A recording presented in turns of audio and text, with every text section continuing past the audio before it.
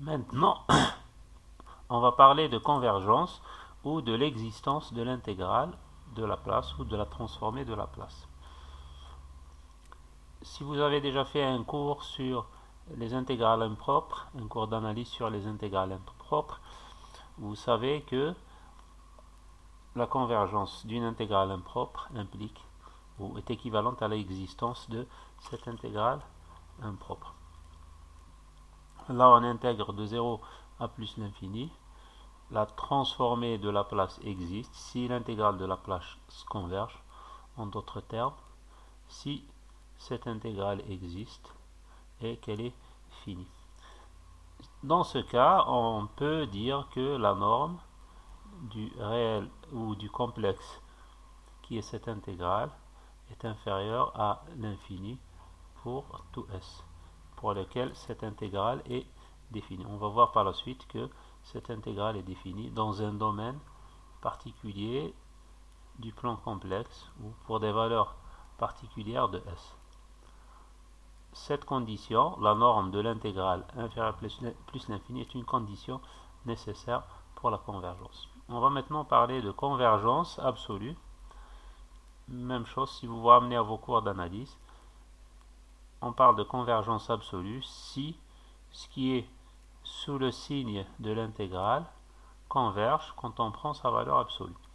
La transformée de Laplace du signal x de t converge absolument ou en valeur absolue si l'intégrale de la valeur absolue de x de t fois exponentielle moins st converge. Mais cette fois-ci, on va prendre un réel sigma et on va dire que c'est l'intégrale de la valeur absolue de x t fois exponentielle moins sigma t qui converge. On va voir par la suite pourquoi on a pris ce sigma. Quelques propriétés de la convergence absolue.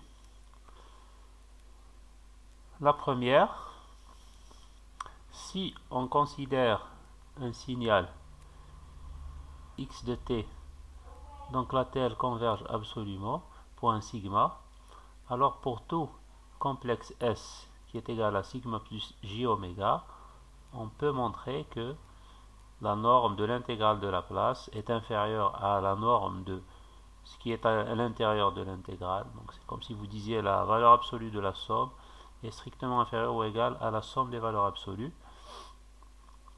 Et là, on va décomposer la valeur absolue de xt fois exponentielle moins st en remplaçant s par sigma plus j oméga.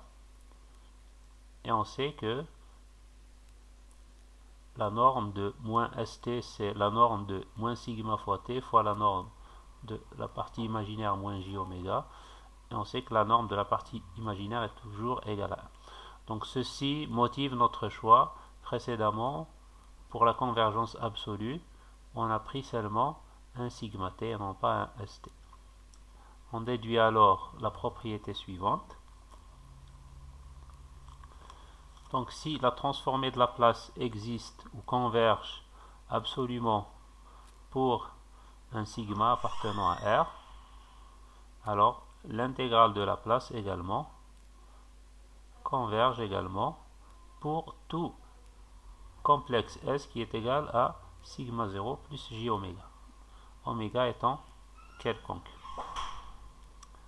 Donc ça c'est un résultat important.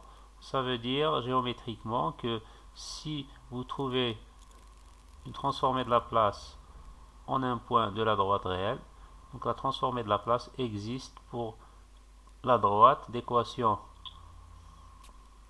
donc x égale sigma 0 qui est perpendiculaire à la droite des réels. Donc la convergence en valeur absolue, c'est une condition nécessaire. Donc elle est plus forte que la convergence simple. Donc si vous avez une convergence absolue, ceci implique que votre intégrale de Laplace converge simplement. L'inverse n'est pas toujours vrai. Donc vous pouvez avoir une convergence simple, mais vous ne pouvez rien dire par rapport à la convergence absolue. En résumé, la convergence absolue est une condition plus forte, mais qui n'est pas toujours nécessaire pour avoir la convergence.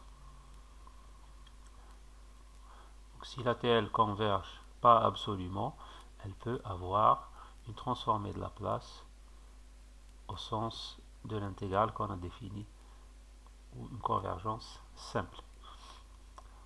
Une deuxième propriété, donc si on considère un signal x de t dont la transformée de la place converge absolument,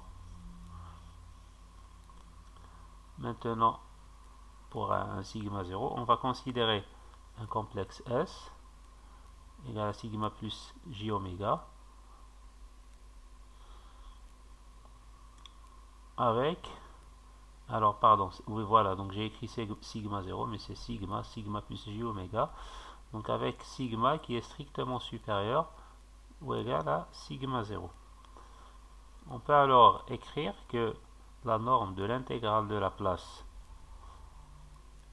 est inférieure ou égale à la norme de ce qui est à l'intérieur de l'intégrale. Et comme précédemment, on va remplacer S par sigma plus j oméga, et la norme de l'exponentielle de moins j oméga étant égal à 1, l'exponentielle étant une fonction toujours positive, on aura l'écriture suivante.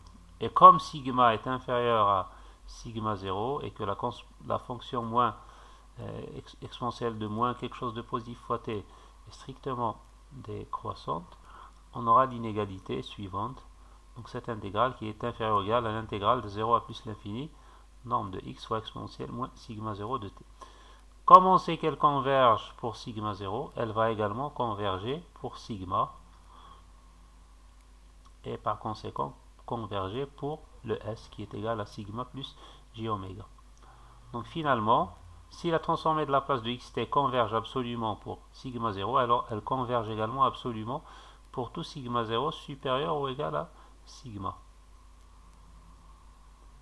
tel que la partie réelle est égale à S. Un signal x de t